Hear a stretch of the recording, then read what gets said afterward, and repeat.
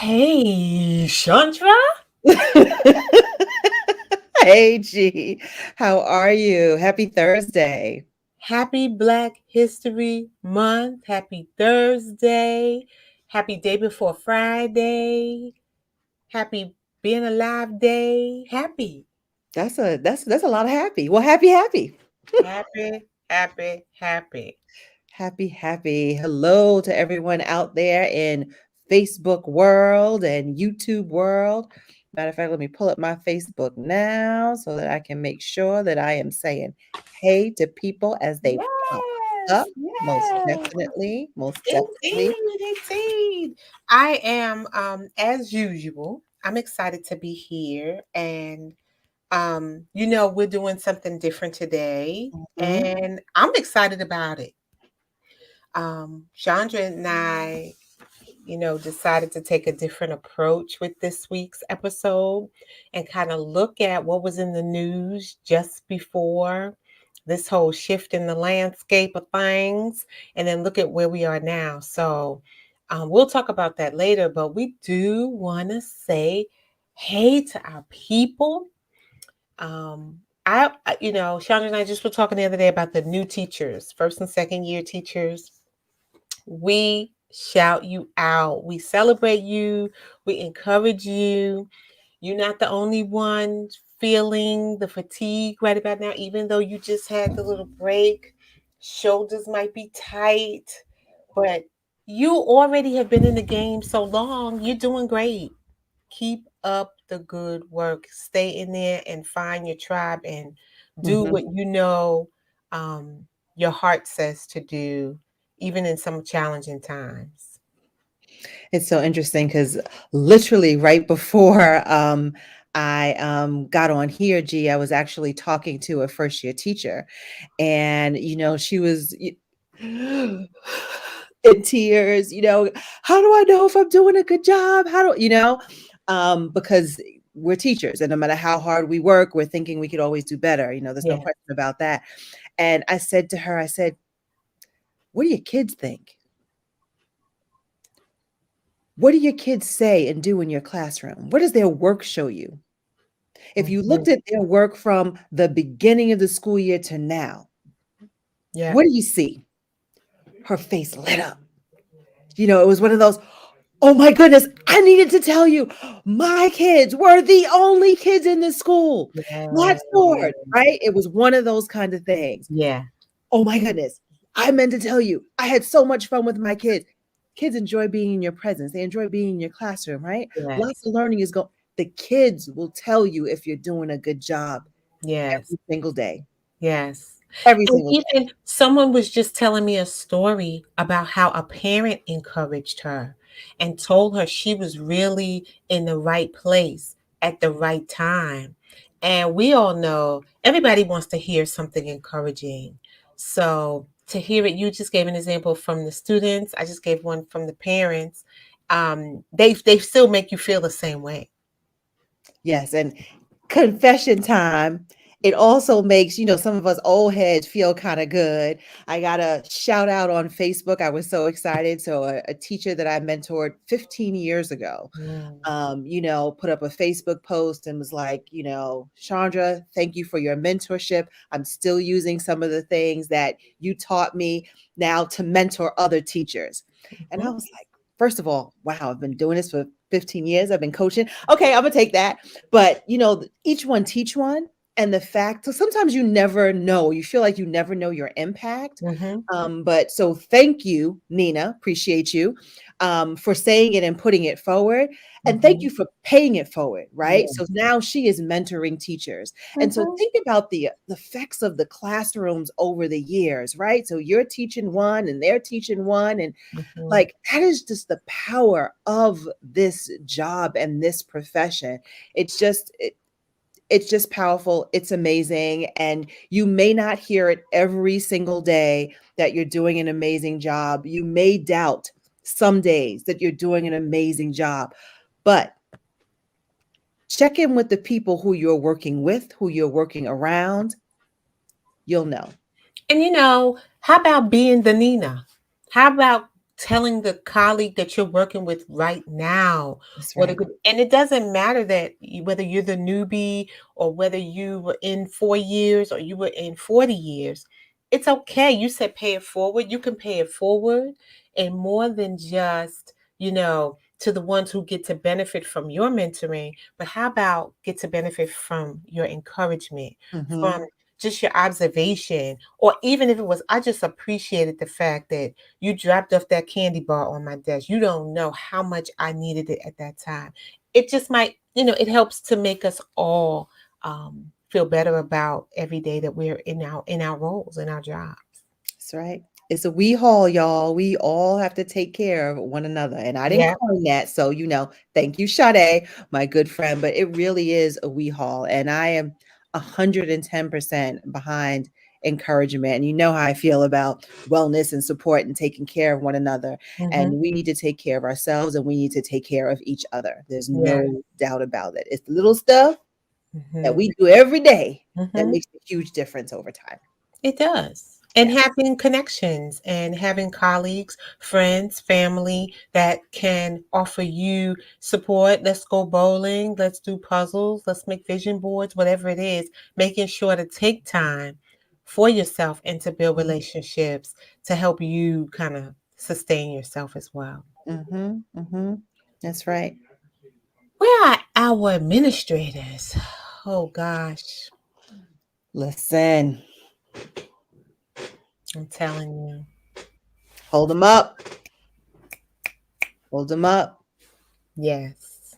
Y'all are amazing in holding all of us together. And by all of us, I mean every student, every family, every Mhm. staff person, every faculty, right? Like you have all of that on your shoulders as an administrator at the Yeah. school level. And let's also be clear, at the district level.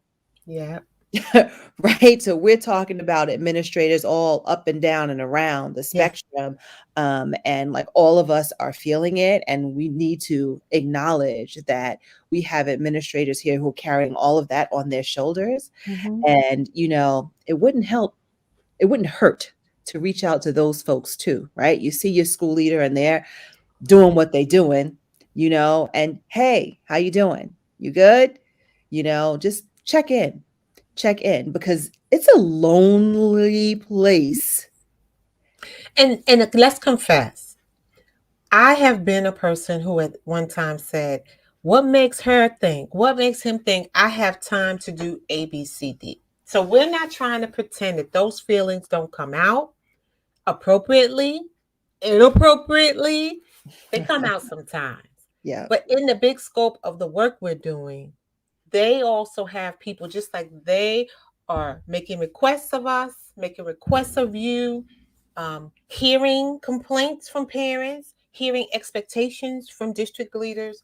They're going to come and address, just like any employee employer relationship would be. I do encourage our administrators to acknowledge Hmm. that our teachers, our paras, our faculty, our cafeteria staff, our um, the folks. I read an article about what it takes to get the campus ready for when it snows. Like we just roll up, right? But somebody was out there at 3 or 4 in the Yeah. morning, icing and shoveling and all this kind of stuff. So all of these folks are working hard. All of these folks are in the midst. So we just need to be mindful and Mhm. recognize on both sides that we need each other. Mhm. And if we start with just respect and acknowledgement, it'll go a long way. So what you're saying is that we need to think outside of our roles and remember that we're all human. Blood running through. I remember I had to say that in a meeting not so long ago. I bleed the same color Mm. blood as you. So I would appreciate you coming to me with your concern versus going to an administrator. I don't think there's anything wrong with that. Mhm. Mhm. Somebody else did, but it was my truth. Yeah. I'm Yep. I'm right here. And I did mess up. I scheduled a meeting I shouldn't have, but it wasn't intentional. I messed up. And so we just need to do that with each other. Look at you over there trying to be human. I wanted somebody to treat me like human. Just tap on old Greenhide next door and say, "Hey, Greenhide, you realize you scheduled down the road," and I would have been like, "Oh, snap," and cancel. Yeah. It didn't go that way, but it's okay because I also understand that that person's burdens were heavy. It was a lot on their Mhm. plate, you know. You know how it is when it's like report card time, IEP time, you the club advisor. You know, people's plates can be full. So we just need to all be human. And hopefully you're human and my human is the same human because sometimes when we read and watch the news, we're gonna stop right there. Yeah, I think you right there. Right We're gonna start right there. You know what I found interesting, G? there. So both of us have been talking about these articles that we were reading. And so I read an article from what is it, 2 years ago, like right before the pandemic. Mhm, And it's fascinating to me how some of the same issues of 2 years ago, pre-pandemic, mhm. are still standing right now, post-pandemic Yeah, in education. Like yeah. fascinated. And let's push it a little bit further. I could have stated some of these same issues 10 years ago and probably 20. Don't lie. Don't listen. Am I telling a lie? No. Am I telling a lie? Because I'm telling you, check this, right? So in this article, here go to the topics. Tell me if something is off from now, 10 years or 20 years ago. All right. And Health. which article's this one? So this is the Ed Week article. Okay. 12 critical issues, right? Okay, so I'm gonna just show it here in case people want to look. Okay. So check it. Health and wellness, literacy, school leadership, our perceptions of students, cultures of equity, district office and building level relationships, politics, our perceptions of teachers, time on task versus student engagement, climate change, and here go the two touchy ones: teachers with guns. See, I remember that one. Listen, I and did you see know, that one. my equate violence in schools, right? Like it is what it is, right? You care, call it what we ain't gonna touch that, but you understand where I'm going with that. Yeah.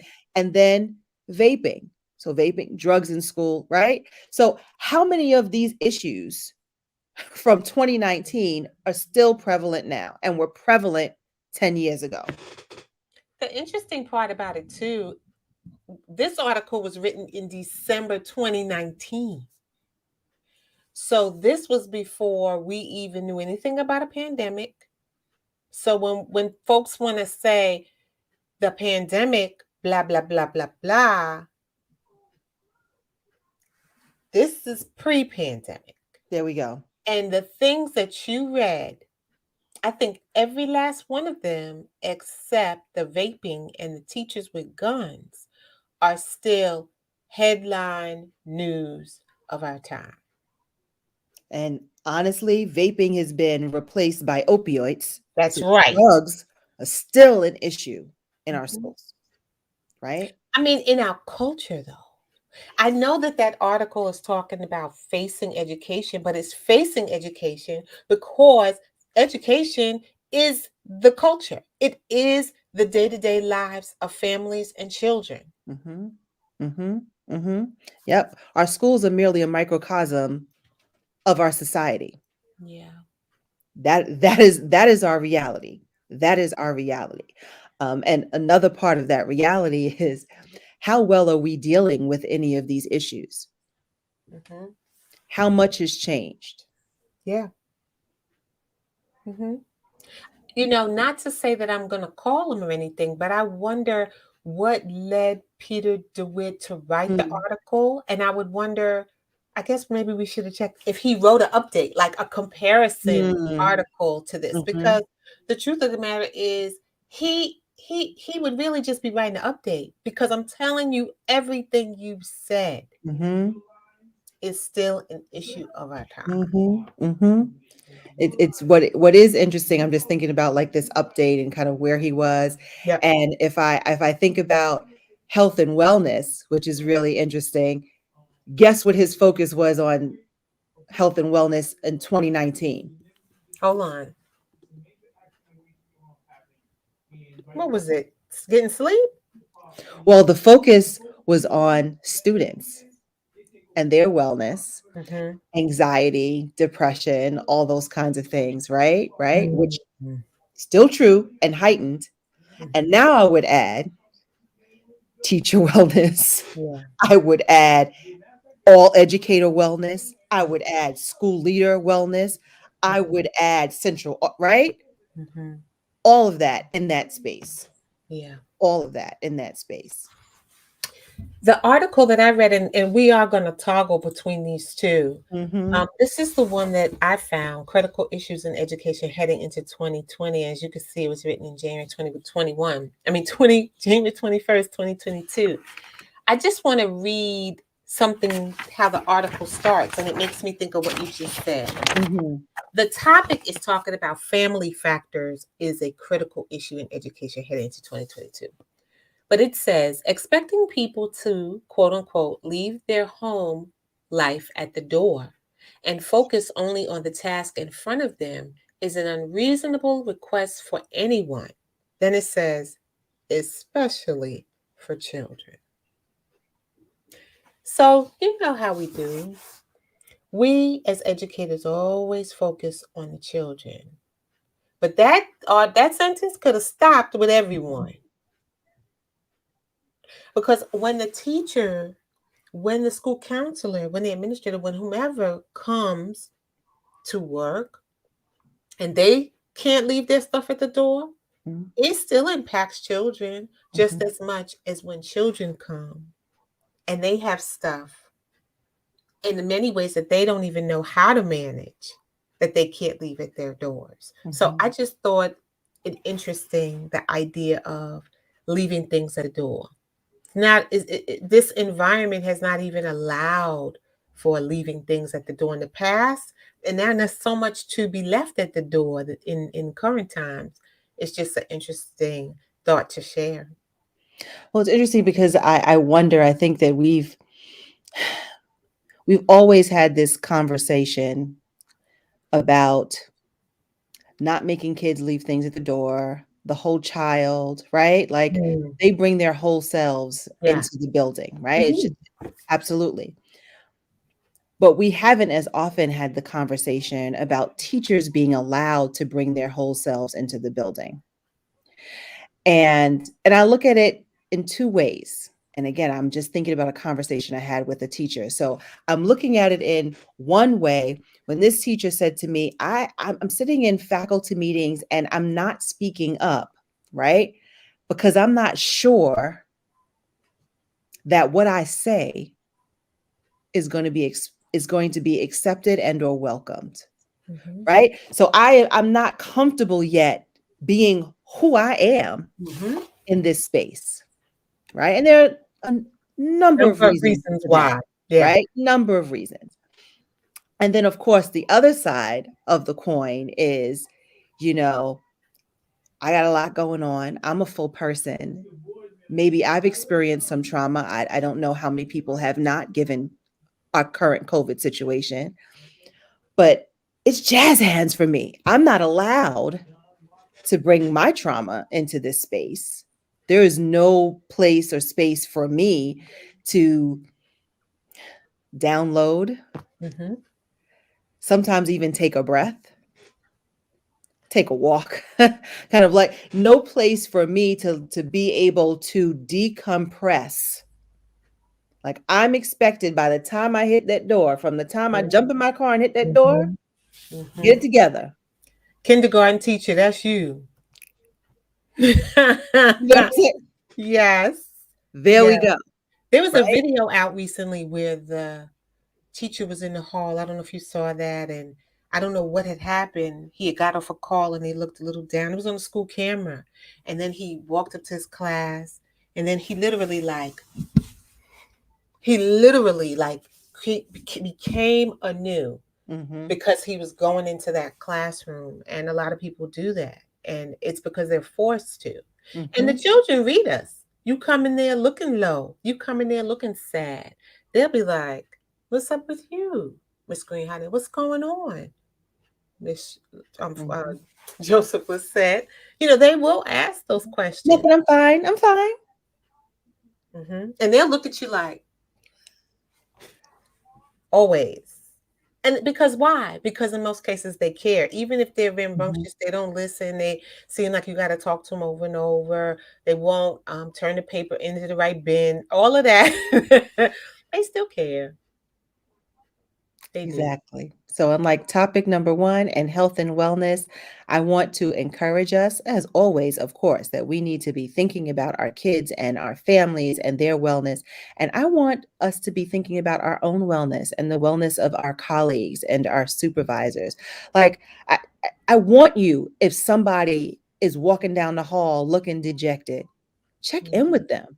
Don't ignore it. That's Check right. in with them and see what's going on. Or maybe you already know a colleague is going through a hard time. Mm-hmm. Stop in their room.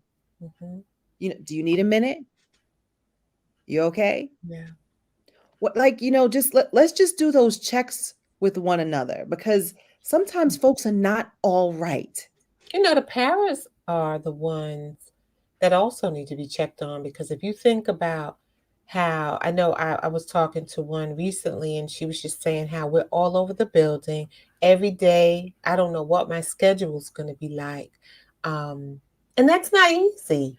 It's just as disjointed as a person that has to leave stuff at the door Mhm. in order of their life and kind of perform as coming in hoping and praying you get to actually do the assignment you were paid to do, and then you have to sub in different classes or you have to cover different rooms or you have to be the teacher and you never even had a moment to look over the plans. And our classroom teachers are doing the same thing, Mhm. being asked to sub and things like that. But um, might have even said, I'm going to use my planning to call and make my doctor's appointments or whatever, but just having the shift. And we here in districts, Chandra, you were telling me too in yours, where administrators, people from central office, I've heard that in New York, I've heard that in many districts, they're coming in the building and they're actually kind of an all hands on deck situation going Mhm. Absolutely, absolutely, no question about it. And while we're at that, could we please check in on our bus drivers, on our on. bus monitors, Mm-hmm. on our cafeteria work? Listen, can we please check in on folks? Because we already know everybody is short-staffed, Mm-hmm. right? So everybody is already on edge and doing double duty, going above and beyond.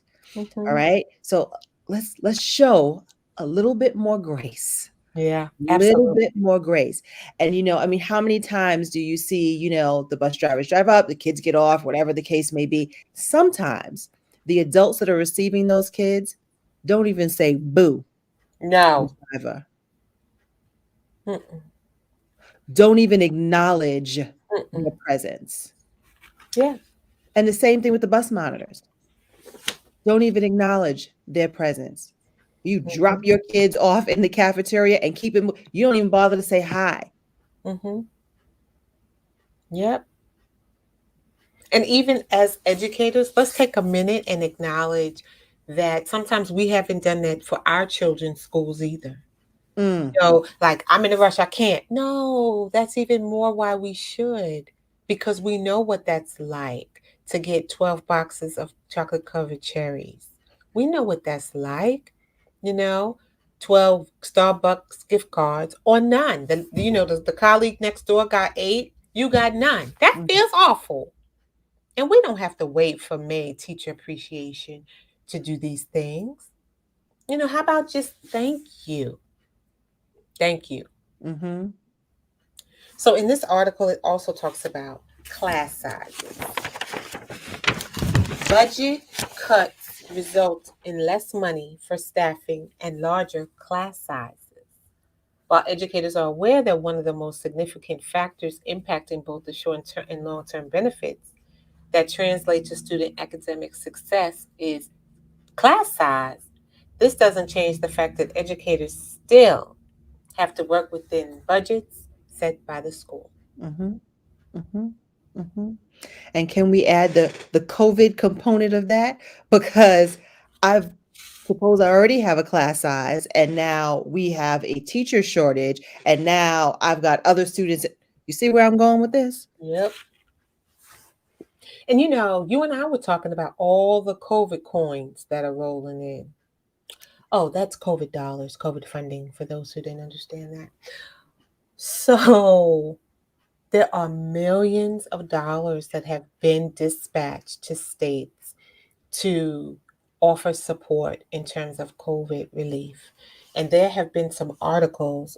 Chandra and I have read a lot. We just decided to narrow kind of our focus, but Google COVID funding. There Mhm. are trackers for your state, there are trackers in many cases for your district so that you could see where the funds are allocated. Keep in mind, these are short term funds, Mhm. but these Mhm. are still funds that are in the building, and I should say, been made accessible and available to school systems. So, as educators, as community members, we should make sure none of it goes to waste and that whatever's been allocated is really used and utilized. That those are still articles in the news about that, but it's not Mhm. the kind of it's not sassy, so people are not looking. They're not googling that, but we should pay attention.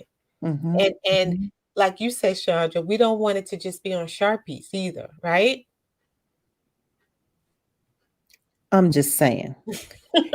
And I'm so curious, and please, people, put in the comments below, because I would love to know um how these funds are being allocated, like across districts and like across states, and who get to determine, right, how Mhm. they're utilized at the school level. I'm interested as to who's at the table. Like, who decides that we're going to buy $5,000 worth of Sharpies, right?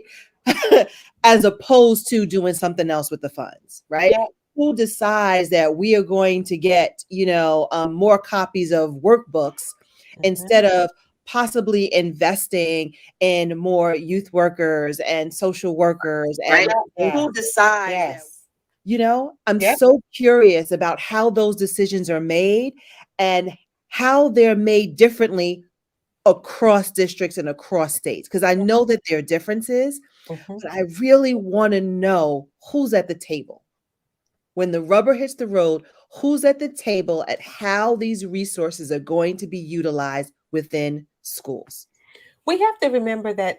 Remember, I said as educators, community members, we all have a right to be at the table. We can go to those school board meetings. It shouldn't just be discussions about masks going on at school board meetings. We should be talking about the funds. We should be talking about the how a lot of school systems have said they're going to hire more school counselors, professional school counselors. They're going to hire more SEL support staff.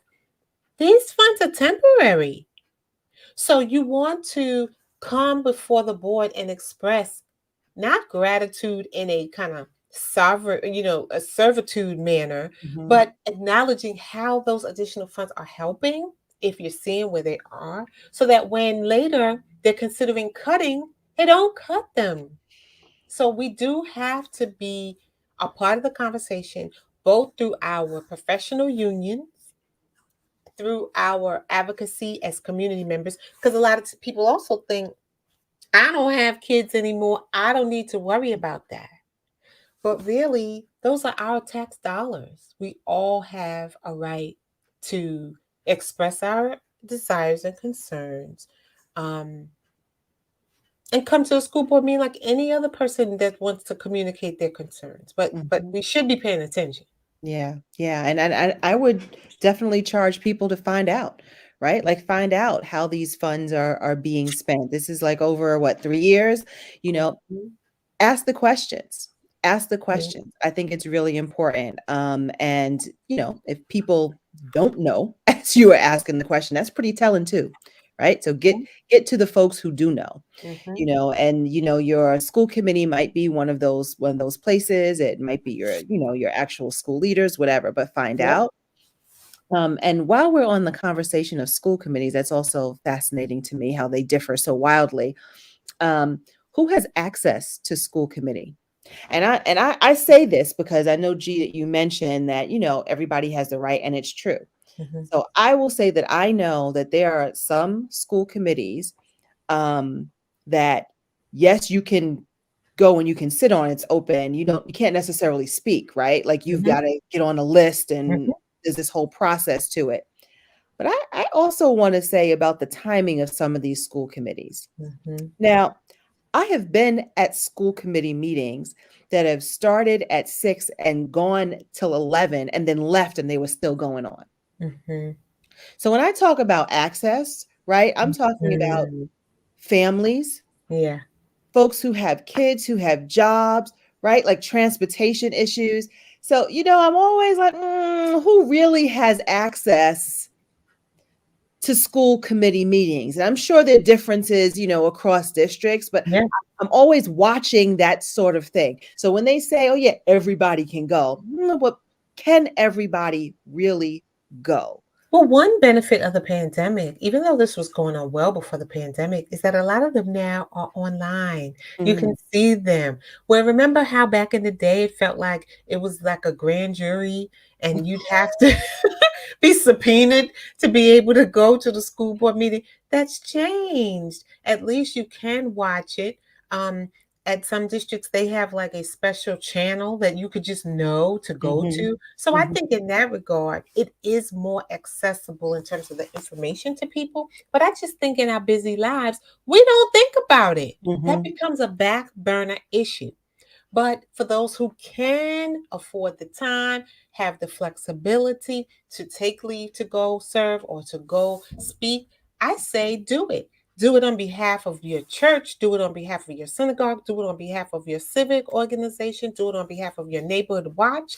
Go and have a conversation. In my community, they are very active with, and I'm saying that because I'm not going to pretend I've been, speak true. But I am informed because I pay attention to what's going on. mhm, They were trying to build a school in our neighborhood, and people are not having it, and they're expressing their reasons. They're bringing the politicians to community meetings. And when you act as a community in that way, they listen. If you say nothing, you just murmur on the block to your neighbors, they don't listen. But if mm, you say, this is what we want, who's coming, what are you going to do? Then at least, like you said, you have people at the table. mhm, So mhm, mhm. just wanted to throw that one out. And so it sounds like we should also be encouraging our fellow educators to also be Absolutely. paying attention to what's going on in school committee and to be attending when they can, right? Because Everything we said. If you're a community member, you should be doing it. But if you're an educator, one thing I remember that time I went with the union. I had that red shirt with the apple on. You know how they always got a shirt with an Mhm, apple, girl. And we was talking about, pay hikes. And we had all the seats in that meeting. But we shouldn't just go when it's issues that directly impact our personal needs. Because when they're talking about banning books, mm, when they're talking about masks, whether you should have them or not, when they're talking about deciding whether or not to take out of state field trips or not, the educators, we need to be there. you right. When they're deciding, do we keep the campus police or the campus security or not? Mm, All of those are things that educators have a more intimate understanding about how that issue impacts the day-to-day running of a school than those who are parents and community members. I'm just going to be bold and say that. It mhm, doesn't mean that community members and parents don't have opinions, but to want to ban the book, The Love You Hate, no, The Hate You I hate Give, let me get it right. you. The Hate Mhm. You Give, I don't think you read it. I don't think Listen, you read it. listen, You you saw trying the to preach right title. now. You trying to preach. You Right, saw the title right. and you said, "Oh, oh," but you have to read it or maybe catch the movie. So we gotta be a part of the conversation. Sometimes leading. Everybody's looking for a leader. We're the leader.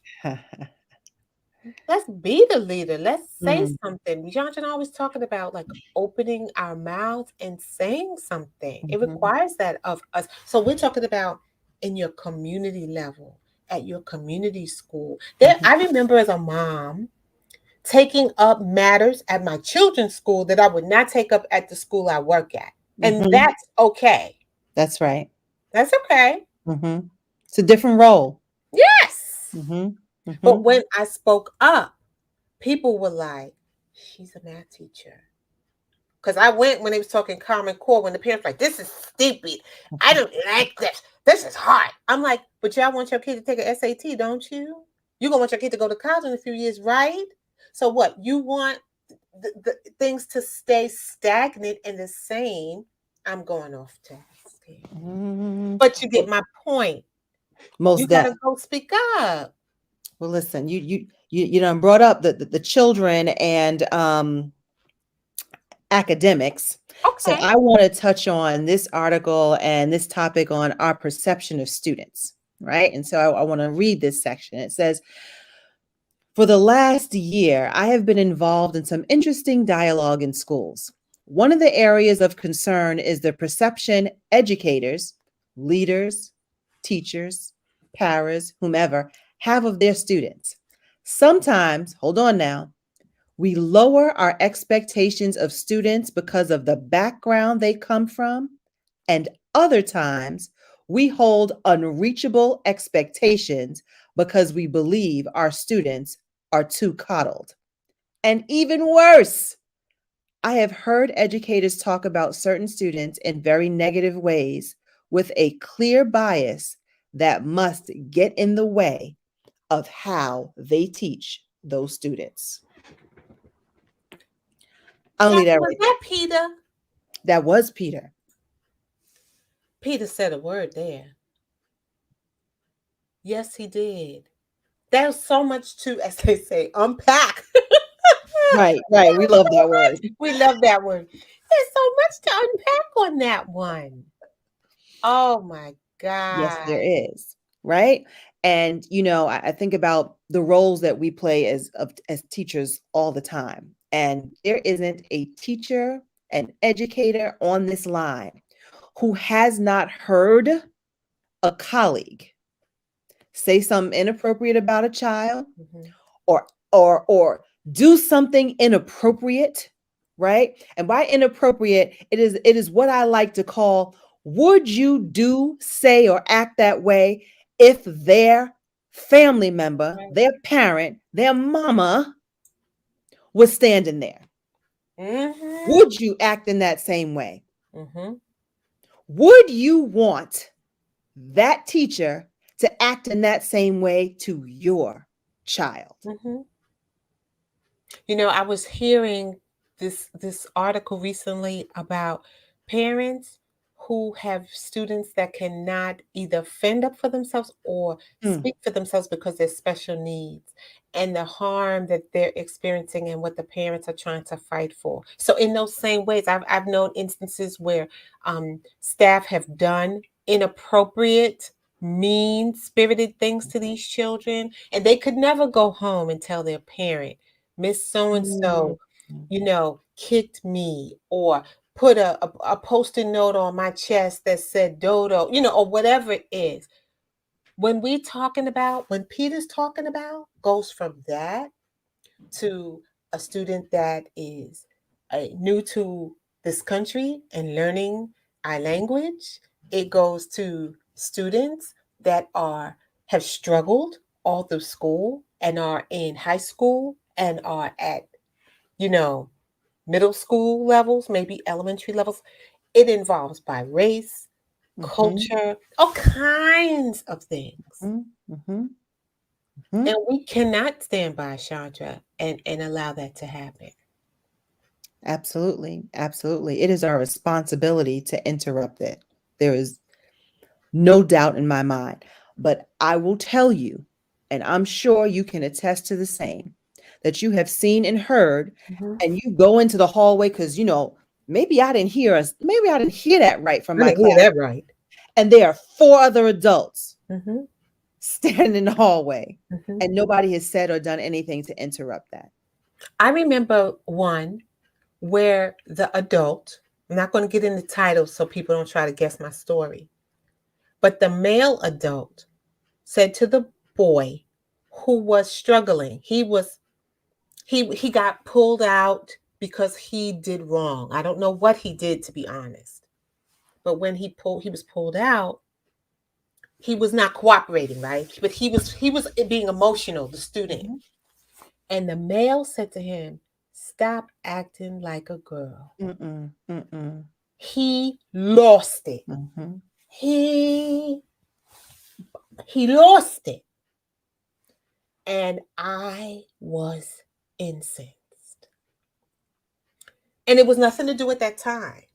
But what I did do was go to the administrator, the mhm. principal, and said, "Let me, if this boy is being held to any kind of punishment because of his Mm, actions, he was led there." mm, mm, Because as the adults, we're not supposed to do that. We're not supposed to incite in the children to misbehave. Like, we're supposed to be bigger than that and better mhm, than that. mhm, And mhm, no, he wasn't. But to me, he was being child appropriate. And so it's not always easy. It's not always something. If you got to leave a post-it note on that person's desk, if you have to send an email call after hours, leave it on a voicemail. But we have got to do what is right that's for the right. children, even our staff members, Mhm, mhm, even our mhm, staff members. mhm. And when you're talking about doing right by the children, it also means not having such low expectations That's right. for our kids' academics Mm-hmm. because we, you, whomever have decided, well, he's had a rough life. Mm-hmm. Or, well, last year, he really struggled. So, I mean, he really can't do that work, or, well, it's okay. Mm-hmm. Mm-hmm. It's okay. Every time you say it's okay, every time you say they can't, Mm-mm.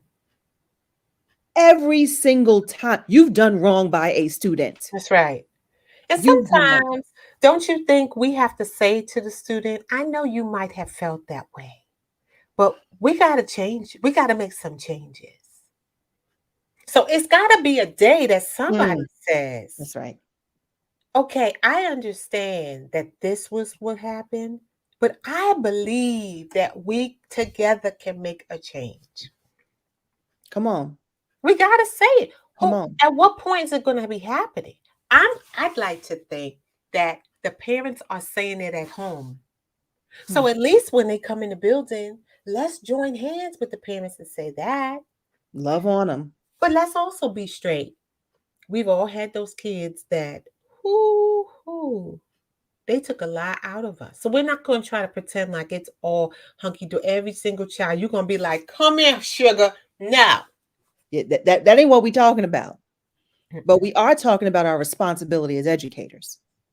Remember that time I told this story in Real Talk about the young lady who had plucked my nerve? And one day I said to her, I think I called her Butterfly because I really wanted to go off. I said, "Listen here, Butterfly." And I changed my voice to make it sound positive. I said, "Butterfly, if you don't come on." So the next day, the girl said, "Good morning, Miss Green." I said, "Good morning." She said, "You're not going to call me Butterfly?" I almost hit the floor. I was really using Butterfly like those characters you're not supposed to say. I mean, that's how I was feeling at that moment. And I said, "Butterfly." If that girl said, "You're not gonna call me Butterfly," and the rest of the year I had to call that child Butterfly. That me changed, Mm, mm, right? Because I could have been like, I got it in me like everybody else. But I decided, I was like, that ain't gonna work. I'm gonna be in the office for what I really want to say. Let me find an alternative. I was good at finding alternative. I go collect papers in a minute to get my mind right. yeah. Come on, let me get the Put paper. yourself in timeout. I've said it. Put yourself in timeout. To save myself. You gotta know that Ooh, yes. I'm That just saying. quote from that article, we're going to put that article back up here again. This article was what was, he was forecasting what Hmm. was going to face education in 2020. The other article we've been referring to is the one that was just written in January. And the articles have so many of the same things. So that's kind of, if you're just joining us, what we've been doing. This is the In the News edition of Reflections from the Heart. Can Mhm. I talk about one that's in my article? Come on. Um, it's talking about technology dependence. For adults or for kids? I'm just asking. Today's students are more dependent on technology than any previous generation, especially after a year of parents and teachers pivoting to remote learning due to the pandemic. Um, The omnipresence of technology, while in some ways more efficient, quote, in parentheses, think of how much easier it is to collaborate with peers, blah, blah, blah, blah, blah. It makes it difficult for students to disconnect. True or false, Chandra? Listen, true it and true, as my grandmother would say. True it and true. True that. True that. And can we also add that we're wondering why some of our students' social skills Oh, oh. aren't quite where they need to be, Mm. right? Because they have spent all of their lives right here, Yeah, yeah, right? Right here. And then we went into the pandemic and made them spend all of their lives right here, yeah, right? Both their school lives yeah. and their personal lives are Hmm. all wrapped up in electronics. And let's also say that many of us, because how many educators have you seen walking around a school building Hmm. or in the middle of class? Well, wait, before teachers would just have the school email on their phone. Now they're doing attendance on their phone because they have that app. And then Mhm. there's that emergency alert app. And then there's the app for the school closures. And then there's the app. We didn't even get into the other parts of the job where the textbook is now being replaced with the app or That's a right. Chromebook or a tablet. It's hard. I mean, they're definitely the students are definitely attached to technology. And don't get us wrong, technology is important. Mm-hmm. The access to information is fabulous and some of the efficiencies and all that kind of stuff. Yeah. But you try taking a piece of technology for a student, you find out how dependent they are. Go on. Go on. You will have thought somebody Mm-hmm. smacked their mama. You would have thought, it's a whole big thing because so much of their world is wrapped up into technology. It's a thing. It's a thing. Let's be honest. We I got my library books on the phone. Come Um, on. we be watching movies sometime. You waiting to go see the doctor or the dentist. You right in the waiting room watching Hulu or something like that. We all could use some purging from Mm, electronics. mhm. We could all use it. My colleague at work today was saying, "Do you know we're running out of IP numbers? Did you know that?" I didn't know that. I don't know if that was at the university or if it was just in general, but I was like, I'm not surprised because if you think like I have one of those technology plans where I can have security on all my devices. I thought when I bought it, it said 10 devices. I thought I had plenty. I ain't got no more. I got all these devices attached. You get what I mean? It's almost Mm. like proof that we are stretched Mhm. Mhm. Mhm. and So I technology mean dependent. I mean, but so it sounds to me that like adults need to kind of help, Yes. right? Students not purge, but take some breaks, Yeah. right? Like, how do we encourage them to do that? How do we explain why they Mm-hmm. should be doing that?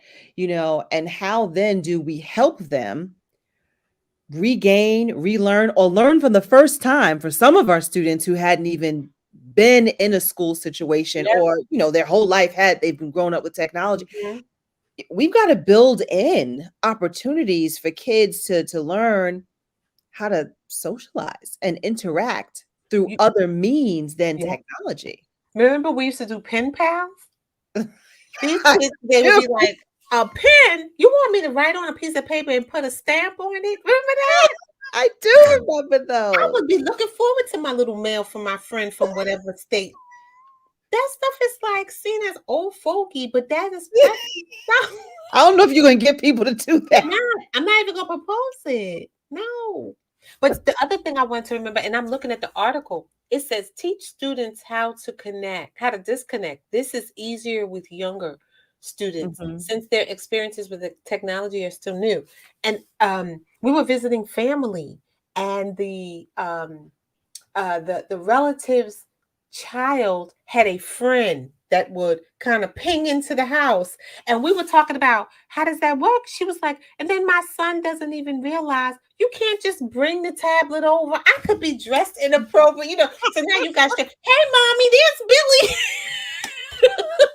So it's not even like just That's the funny. the time, right? It was we because we don't have little kids, but it was funny to see this impact of this technology. Because before you had to call my mother's house number, you had to come Mhm. knock on my mother's door. No, the little boy, the son said, "Hey, Billy's on the tablet." Yeah. Say hi. Yeah, boy, get that tablet out of here, kind of thing. So we got to think about all ways that not just the communication but even the appropriateness. How much do I want that in my home, and to what Mm. degree is it allowed to just be entered? Like, do I even want my kids friends seeing in their room, Mhm. just all that kind of stuff. Mhm. Mhm. That's good stuff. Yeah, I mean, it was so telling to us, like, to the point that when we came home we were laughing about it because we were like, we never would even know that to be, because of course in our time it just was Mhm. different.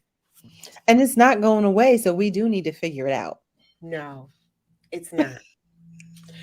I am happy to say in this article, they spent a lot of time talking about supporting mental health and wellness. I know we talked about it earlier. Topics such as how to prepare for supporting Mhm. mental health and wellness for teachers. Um, and this one in particular, I do want to share unexpected challenges. Um, because I think the one part I love to say to people when they say the pandemic, that it was awful for the children and they needed to be in school. I have told more people than I have desired to that the children developed a form of resilience that Mhm. they really did not have put upon them prior. And when I say put Mhm. upon them, it was just a different expectation that was put on them. They were challenged, but they met the challenge. They get on those computers, they know how to navigate and find. I remember before everybody came in, we had a few kids that in circumstances that we allowed them to come in, and I would go check on this one boy. He said it's not working. I said, what's wrong? He said, I don't even know. Everybody's cooking so fast. I don't even know where they got this stuff from. And their parents probably helped them bookmark their stuff. So I helped him bookmark these things on his, desktop. He was like, thanks so much. I was wondering how they were getting in there so fast. He was too embarrassed to say, but he asked for help. He knew what he needed help with. It was funny. He was like, I don't know how to get on there so fast. And then he now could see for himself. Oh, I could get on there just as, it's not like I'm dumb, because that was his word. I was feeling slow, you know how they do. It's terrible. But it was like, no, I'm convinced those students, their parents helped them put, even though we put that, we offered that, but he missed it. But he learned. He learned things he probably even didn't expect to know how to do. Mhm. And yeah, and I want to say 110%. Yes, The pandemic was hard. It continues to be. And yes, a lot of students lost learning. That's a whole nother thing. I don't even want to get in that topic right now. Um, but I also want to say that some kids thrived. Yep. Some kids thrived. And so this whole idea of all or nothing, like education has been, right? For, like differentiation would be a nice thing. I'm Yeah. just saying. Could Yeah. we, use it as something other than like, a suggestion? Could we Hmm. actually differentiate, right? And so I feel the exact same way about in-person, remote, hybrid. Like, so here's the thing. In my opinion, they should all be offered. They should all Hmm. be offered in various capacities, Yep. various students and families. We should have those options because you know what? We figured out that we can do it all. We have figured out. Now, I'm not a crazy person. I don't think you should have one teacher No. that's doing in person, that's got a bunch of kids in front of her, and she got a bunch of kids that's remote. That's just ridiculous and abusive. And I'm going to say that again. That's ridiculous and abusive. But you know what we can have? We can have groups of teachers that are teaching remotely, Hmm. and we can have groups of teachers that are teaching in person, and we Hmm. can have students who can toggle between both of them. That's right. We have figured it out. But yet, what have we done from the article from 2019 and the article from 2022? What have we done? We done gone back to the same old, same old. You and I talked about how we were so excited in the sense that this was our opportunity to really transform how education was going to be in the lives of students and families. That we could have created opportunities for why not start a school at 5 o'clock? There's some kids that would happily go to school from 4:30 to 9:30 because they're night owls. They have parents or family members that work because they need to be available to help Mima and Pop during the day because you can't leave them home alone. Like there are just so many family situations and circumstances that would lend itself to that. My own son, who goes to college, but because of his schedule, if we had to go back to work fully, he would be able to be here part of the day with helping my mom because of the dynamic of his schedule. And that Mhm. shouldn't just be limited to college. There are it's bad, and I'm talking more high school, but I think that if we plan it, we could transition into middle school. We had a lot of talented students. And now I stopped at that word because I don't want people to think I'm talking about just tag students, the kids in the accelerated program. We had a lot of talented students that appreciated the freedom of getting their work done independently and being able to sign off and go crochet, go play basketball, go for a walk, go make cookies with their grandparent, and then go back to work Mhm. and get it all done. So when we're talking like there was nothing good, and we're only talking about this because the article talked about unexpected challenges. Mhm. There were still successes in those unexpected challenges. Absolutely. Absolutely. And I think it's time, look, far past time, right? That we stop thinking that it's all or nothing. Like we got to do better, we got to do different. Mhm. And I think that educators and families need to demand that we do things differently. And let's pay attention to those state Department of Educations because one thing I learned was in our state, it says that school will be 180 days in the building. Mhm. So when you have that as your law, it That's right. doesn't allow for flexibility. So maybe that's something you try to change.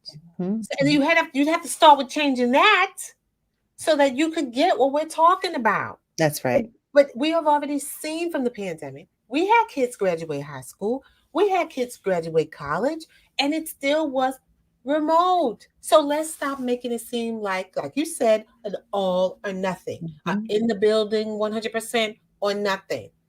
Going from August to May or nothing. Okay? Exactly. Well, if anybody wanted to know our opinion, we really stated it fully this evening. We are thrilled because we know next week you get to see our girl, Dr. B. Woohoo! Because the Passion Woohoo! Shout out Project. to Dr. B, who's on with us now. Shout out. Shout out, Dr. B. He's going to be the headliner next week for our next episode of the Passion Project. It'll be right here next Thursday, 7 or 8 Eastern Standard. I forgot. 7. You 7 don't want to miss it. p.m. Eastern Standard Time. And if you miss it, it's going to be on our YouTube channel, Real Talk, Real Time Educators Forum. But Dr. B, who is such an amazing educator, entrepreneur, former superintendent, you have to view and hear. Dr. B, bring your people. Tell them come check it out. Most You definitely. got to watch it. It is just another exciting story of another educator sharing, showing, and modeling her connection between what motivates her and her passion in life. That's right. Yeah. That's right. So, Chandra, it's almost that time. I can't believe it. I know. You know we could talk all night. I know. And most people don't know we do sometimes talk after this. We keep talking because we get pumped. But if you haven't joined our Facebook group, come on, join us. What you waiting for? What you waiting for? And you know you will find us right here, March 10th. Um, I hope you will join us. I don't remember what our topic is, but we'll let you know. You remember, Chandra? Shh, it's a secret. Oh, okay. Okay. March 10th. You got to come on.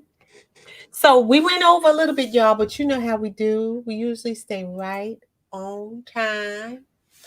So it's been great as usual, Chandra. Absolutely. Thank you. And thank all of you out there for joining us. And if you're catching us on the replay or checking us out on YouTube, thank you, thank you, thank you. We are teachers, educators, talking to fellow educators. We have created this space to spread our love and support for everyone in the education community. Thank you for all of your support and thank you for joining us. Until next time.